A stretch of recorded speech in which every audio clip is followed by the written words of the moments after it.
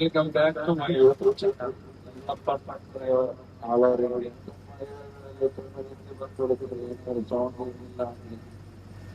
ನನಗಂತಲ್ಲ ಎಲ್ಲ ಡ್ರೈವರ್ಗಳು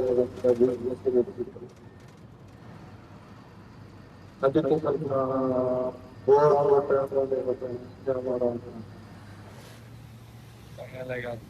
ಡೀಸೆಲ್ ಹಾಕ್ಸ್ತದೆ. ಏನು ಐಟಮ್ ತಗೊಂಡಿರ್ಲಿಲ್ಲ, ಈಗ ನಾ 14,000 ರೂಪಾಯಿ ಡೀಸೆಲ್ ಹಾಕಿಸಿ ಐಟಮ್ ತಗೊಂಡಿದ್ದೀನಿ. ಗಾಡಿಲಿ ಸ್ಪೀಕರ್ ತಗೊಂಡ್ ಬೇಡ, ಇದು ಗಾಡಿ ಉಳಿತದೆ ಇಲ್ಲ ಮನೆಗೆ ನಾನು ಹೋಯ್ತು ಸೌಂಡ್ ನಮ್ಮ ಹತ್ರ 1,500 ಮತ್ತೆ ಒಂದು ಫ್ಯಾನ್ ತಗೊಂಡಿದ್ದೀನಿ. ಅದನ್ನ ನಾಳೆ ಬಿಟ್ಟು ಮಾಡ್ತೀನಿ.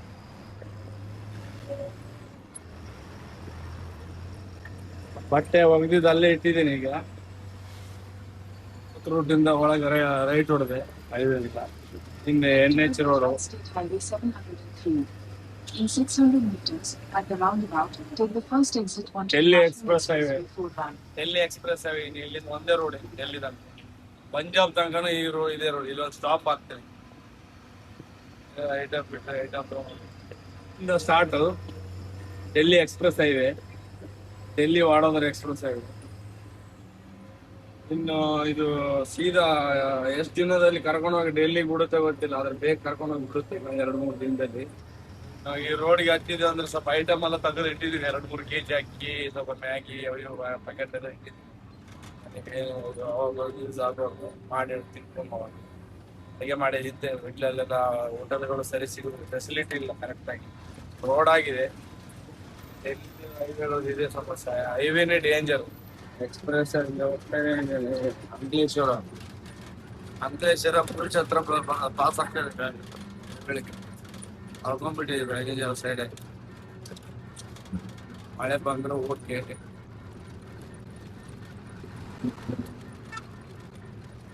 NH ರೋಡಿಗೆ ಗಾಡಿ ಬಿತ್ತು ಅಂದ್ರೆ ಹೆಂಗೋ ಗಾಡಿ ಓಡ್ಸಕ್ ಆಗೋದೇ ಇಲ್ಲ. ಎಲ್ರು ಒಂದೊಂದು ಸ್ಪೀಡಲ್ಲಿ ಇರ್ತಾರೆ, 50, 60, 70 ಅಂತ. ಅವ್ರವ್ರ ಗಾಡಿ ಸ್ಪೀಡಲ್ಲೇ ಇರ್ಬೇಕಾಗುತ್ತೆ. ಹೋಗ್ತಾ ಹೋಗ್ತಾ ಸ್ಪೀಡ್ ಕಮ್ಮಿ ಆಗಂಗೂ ಇಲ್ಲ. ಜಾಸ್ತಿ ಆದ್ರೆ ಬೇಗ ರನ್ ಆಗುತ್ತೆ, ಸ್ಲೋ ಆದ್ರೆ ಹಿಂದೆ ಬರೋರೆಲ್ಲ ಹೆವಿ ಸ್ಪೀಡ್ ಇರ್ತಾರೆ. ಈಗ ಎಲ್ಲರೂ ಅವ್ರವ್ರ ಸ್ಪೀಡಲ್ಲಿ ಹೋಗ್ತಾನೆ ಇರ್ತಾರೆ. NH ರೋಡ್ ಇದೇ ಪರಿಸ್ಥಿತಿ. ಒಮ್ಮೆ ರೋಡಿಗೆ ರನ್ ಮಾಡ್ಲಿಕ್ಕೆ ಹತ್ತಿದ್ವು ಅಂದ್ರೆ ಮುಗೀತು. ಈ ರೋಡ್ ಹೆವಿ ಕರ್ಕೊಂಡು ಹೋಗುತ್ತೆ, ಎಲ್ಲಿ ಸ್ಲೋ ಮಾಡಕ್ ಬಿಡುದಿಲ್ಲ. ಹಂಗೆ ಸ್ಪೀಡಲ್ಲೇ ಕರ್ಕೊಂಡು ಹೋಗಕ್ ಹೋಗುತ್ತೆ ಈ ರೋಡ್, NH ರೋಡ್. ನಾನು ಮಧ್ಯಾಹ್ನ 2 ಗಂಟೆಗೆಲ್ಲ ಸೈಡ್ ಆಗ್ತೀನಿ. ಮಳೆ ಗೆಳೆ ಬರ್ತಂದ್ರೆ ಬೆಳಗ್ಗೆಲ್ಲ ರನ್ ಮಾಡ್ತೀನಿ. ಬೆಳಗ್ಗೆ ಏನಾದ್ರು ಜಾಸ್ತಿ ರನ್ ಮಾಡಿದ್ರೆ ಮಿಡ್ ನೈಟ್ ಬೆಳಗಿನ ಜಾವ ಮಾಡ್ಕೊಳ್ತೀನಿ. ಈಗ ಮಳೆ ಇರೋದ್ರಿಂದ ಬೆಳಗ್ಗೆ ಗಾಡಿ ಓಡ್ಸಕ್ ಆಗ್ತದೆ. ಈಗ 10 ಗಂಟೆ ಆಯ್ತು ಅಷ್ಟೇ, ಬಿಸಿಲು ಬಂದಿಲ್ಲ. ಹಂಗೆ ಸಾಂಗ್ ಹಾಕೊಂಡು ಹೋಗ್ತಾ ಇದ್ದೀನಿ. ಗಾಡಿಯಲ್ಲಿ ನೀರಿಲ್ಲ. NH ರೋಡಲ್ಲಿ ಸ್ವಲ್ಪ ಇಲ್ಲಿ ಸ್ಟಾಪ್ ಮಾಡಿ ನಾನು ಮಧ್ಯಾಹ್ನ ಸ್ಟಾಪ್ ಮಾಡುವ. ಹೈವೇ ಎಷ್ಟಾಗುತ್ತೆ ಅಷ್ಟು. ನಾನು ನಾರ್ಮಲ್ 50 ಸ್ಪೀಡಲ್ಲಿ ಇರ್ತೇನೆ. ಯಾವ್ದು ಗಾಡಿ ಇಲ್ಲ ಅಂದ್ರೆ 60 ಬಂದಿರುತ್ತೆ. ಈಗಲೂ 60 ಹೋಗ್ಬೋದು. ಬಟ್ ಇವರೆಲ್ಲ ಗಾಡಿಗಳು ಬೇರೆ ಬೇರೆ ಇದಾವೆ. 6 wheel, ಪಿಕಪ್, ಕಾರ್. ಇವ್ರಗಳ ಜೊತೆ ನಾವು ಸ್ಪೀಡ್ ಓಡ್ಸಕ್ ಆಗಲ್ಲ. ಮತ್ತ ಅವ್ರ ಈ ಕಡೆಯವ್ರು ಇಬ್ರು ಚಿಂದ್ರ ಆಗ್ಬಿಡ್ತಾರೆ. ಅವ್ರ ಸ್ಪೀಡಿಗೆ ನಾವು ಹೋಗಂಗೆ ಇಲ್ಲ. ಫಸ್ಟ್ ಆಫ್ ಆಲ್ ಅವ್ರು ಎಷ್ಟೇ ಹೋಗಿ ಅವ್ರು ಆ ಸ್ಪೀಡ್ ಅಂದ್ರೆ ಆ ಸ್ಪೀಡ್ ಜೊತೆ ಹೋಗಕ್ಕಾಗಲ್ಲ, ಸಮಸ್ಯೆ ಆಗ್ತದೆ. ರೋಡಲ್ಲಿ ಯಾವ್ದು ಗಾಡಿ ಇಲ್ಲ ಅಂದ್ರೆ ನಾವು ಹೋಗ್ಬೋದು 60-70, ಅದೇ ಹೆವಿ ಸ್ಪೀಡ್ ಇದೆ.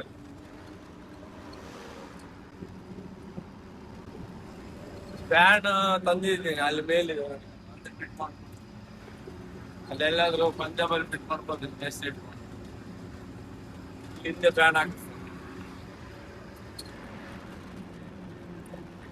ಡೆಲ್ಲಿಗೆ 930 ಇದೆ, ವಾಡದ 22. ಮತ್ತೆ ವಾಡದರಿಂದ ಸೀದಾ ಹೋಗ್ಬಿಟ್ಟು ಇನ್ನು ಎಷ್ಟು ಗಂಟೆಲಿ ಹೋಗುತ್ತೆ ಅಂದ್ರೆ 13,000 ಅರೌಂಡ್ 50,000 ರೂಪಾಯಿ ಡೀಸೆಲ್ ಬೇಕೀಗ. 50,000 ರಿಂದ 60,000 ಡೀಸೆಲ್.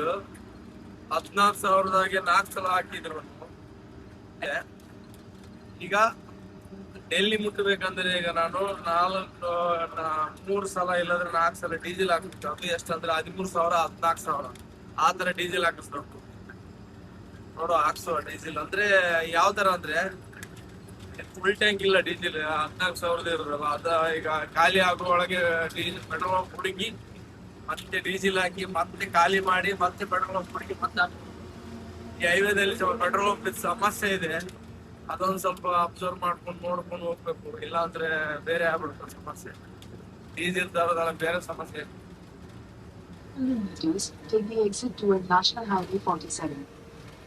ಆಕ್ಚುಲಿ ಈಗ ನ್ಯಾಷನಲ್ ಹೈವೇ E4 ಇಂದ ನ್ಯಾಷನಲ್ ಹೈವೇ 47 ರೋಡ್ಗೆ ಡಿವೈಡರ್ ಹೋಗುತ್ತೆ. ಇಲ್ಲಿಂದ ಒಂದು 10 ಕಿಲೋಮೀಟರ್ ರೋಡ್ ಬಂದಿದೆ ಆಕ್ಚುಲಿ. ಹಂಗೆ ರೌಂಡ್ ಹಾಕಿ ಆ ಕಡೆ ಹೋಗ್ಲಿಕ್ಕೆ ಸಿಗುತ್ತೆ. ಆಕ್ಚುಲಿ ಸ್ಟ್ರೇಟ್ ಬಂದ್ ಮಾಡ್ಬಿಟ್ಟಿದ್ದಾರೆ. ರೌಂಡ್ ಹಾಕಿ ಆ ರೋಡಿಗೆ ವಾಪಸ್ ನ್ಯಾಷನಲ್ ರೋಡಿಗೆ ಹತ್ಬೇಕು. ಇಲ್ಲಾಂದ್ರೆ ಆ ರೋಡಲ್ಲಿ 800 ಕಿಲೋಮೀಟರ್ ಇದೆ ಡೆಲ್ಲಿ. ಬಂದಿದೆ 200-300 ಕಿಲೋಮೀಟರ್ ಬಂದಿದೆ, ರನ್ ಆಗಿದೆ.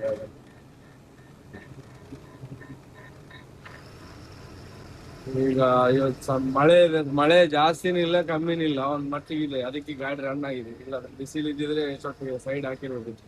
ಮಧ್ಯಾಹ್ನ 12:30 ಆಗಿದೆ ಈಗ.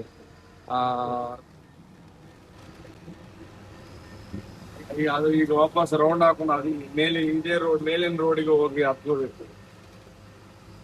ಚಿಕನ್ ತಂದೆ ನೋಡಿ, ಇಲ್ಲೇ ಗಾಡಿ ಸೈಡ್ ಹಾಕಿ ಊಟ ಮಾಡಿ ಡೀಸೆಲ್ ಹಾಕೊಂಡು ಹೋಗುವ.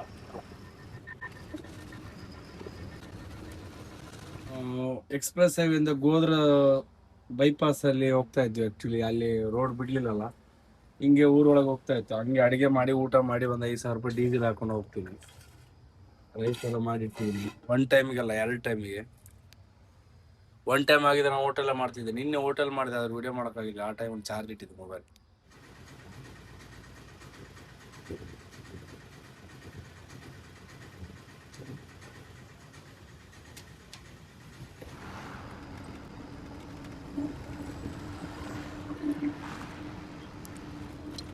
ಹೋಗ್ತಾ ಇದೆ ನೋಡಿ, ಇನ್ನೊಂದು 60 ಕಿಲೋಮೀಟರ್ ಇದೆ. ವಾಪಸ್ NH ರೋಡ್ ಹತ್ಕೊಳ್ಳುತ್ತೆ. ಊಟ ಎಲ್ಲ ಒಂದ್ ರೌಂಡ್ ಊಟ ಮಾಡಿದ್ದೀನಿ. ಇನ್ನೊಂದು ರೌಂಡ್ ಈ ಸರ್ 3 ಕಿಲೋಮೀಟರ್ ಸ್ಟೇಟ್ ಹೈವೇಲಿ ಹೋಗ್ತಾ ಇದೆ ದಾರಿ ದಾಟಿ NH ರೋಡಿಗೆ ಹೋಗಿ ಊಟ ಮಾಡಿ ಆ NH ರೋಡಲ್ಲಿ ಗಾಡಿ ಬಿಡ್ತೀವಿ. ಡೆಲ್ಲಿ ಬಂದ್ಬಿಡುತ್ತೆ ಇನ್ನೊಂದು ನೈಟ್ 1 ಡೇ.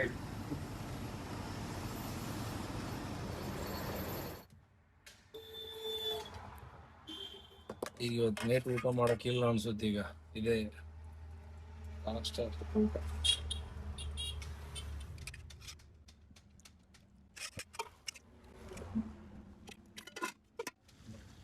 ಈಗ ಹೊರಡುತ್ತೇನೆ, 6 ಗಂಟೆ ಆಗಕ್ಕೆ ಬಂತು. ಈಗ ಮಧ್ಯಪ್ರದೇಶ ಬಾರ್ಡರ್ ಆಗ್ಬೇಕು. ಇಲ್ಲ ನೋಡಿ ಗಾಡಿ ಸಿಕ್ಕಾಕೊಂಡಿಲ್ಲ.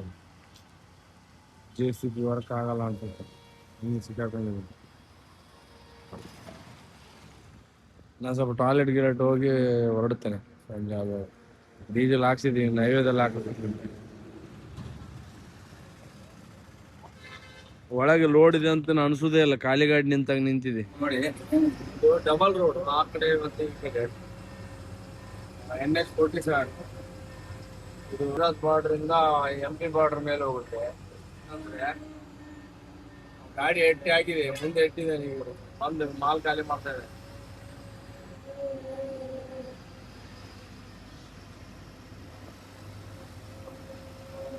ಸರಿ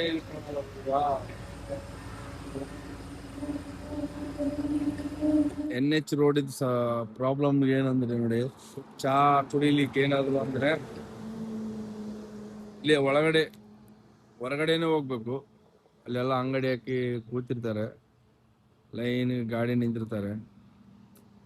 ಚಾಗಿ ಕುಡ್ಕೊಂಡು ಮತ್ತೆ ಡೈರೆಕ್ಟ್ ಹೋಗಕ್ಕೆ ಎಲ್ಲಿ ನಿಲ್ಲಕ್ಕಿಲ್ಲ, ಅದೇ ಸಮಸ್ಯೆ. ಟೈರ್ ನೋಡುವಂಗಿಲ್ಲ, ಎಲ್ಲ ಟೈರ್ ಫಿಟ್ ಆಗಿದೆ. ಅದು ನಾವು ಒಬ್ಬನೇ ಬರುವಾಗಲೇ ಟೈರ್ ಫಿಟ್ ಆಗಿದೆ, ವಾಹನಲ್ಲಿ ಇರುವಾಗಲೇ.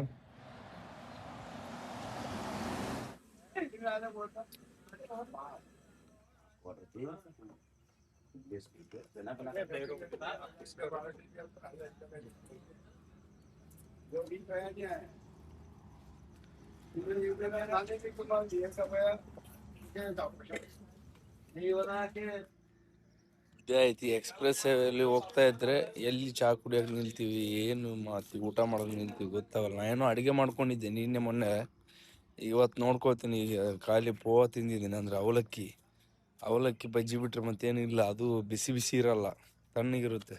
ಮಳೆ ಬೇರೆ ಬರ್ತಾ ಇದೆ ನೋಡಿ.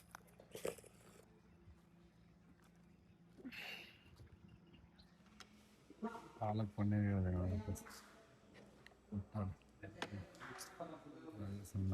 ಆಲೂಗಡ್ಡೆ ತಿನ್ಲಿಕ್ಕಿತ್ತು.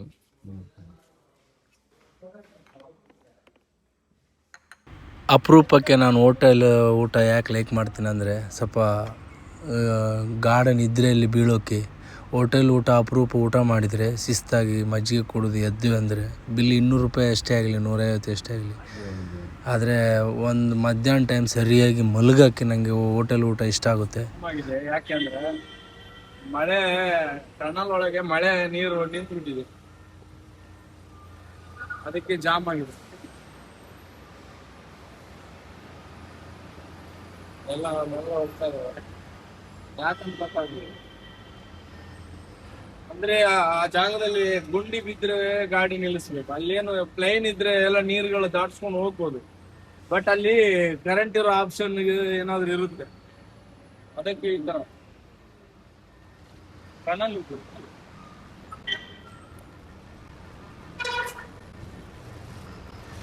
ನೋಡಿ ಕಾರ್ ನೋಡಿ ಸಿಕ್ಕಾಕೊಂಡಿದ್ವಿ, ಕೊಳ್ತದೆ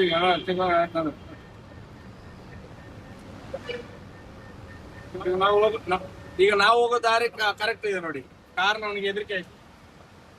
ಅಲ್ಲಿ ಮುಂದೆ ಒಂದು ಲಾರಿ ಹೋಗ್ತಾ ಇದೆ ನೋಡಿ.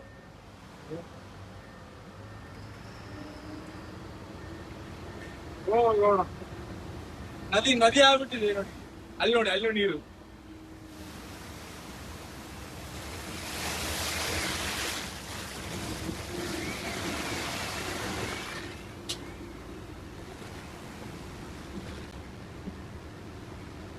ಅದಕ್ಕೆ ಅನ್ಸುತ್ತೆ ಅಲ್ಲಿ ಹಿಂದೆ ಜಾಮ್ ಆಗಿ ನಿಂತಿದ್ದು.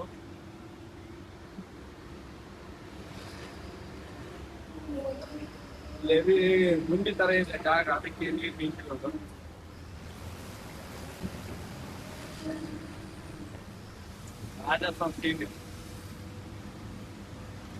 ಅಂದ್ರೆ ನೀರು ಜಾಸ್ತಿ ಆಗೋ ಸಾಧ್ಯತೆ ಅದು ಒಂದೇ ಜಾಗದಲ್ಲಿ ಇರುತ್ತೆ. ಇದೆಲ್ಲ ಅಪ್ ಅಲ್ಲಿ ಕಾಣಲ್ಲ.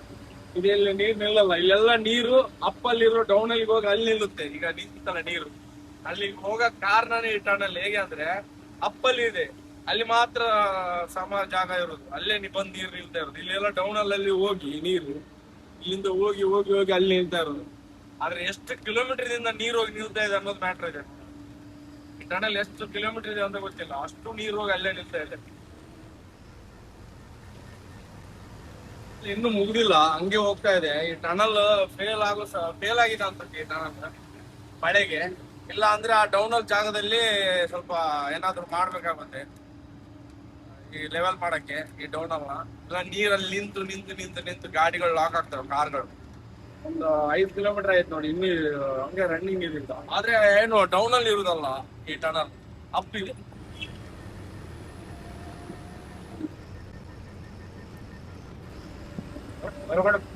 ಅದು ಫಾಗ ಏನ್ ಬೆಳಕಂತ ಗೊತ್ತಾಗ್ತಾ ಇಲ್ಲ.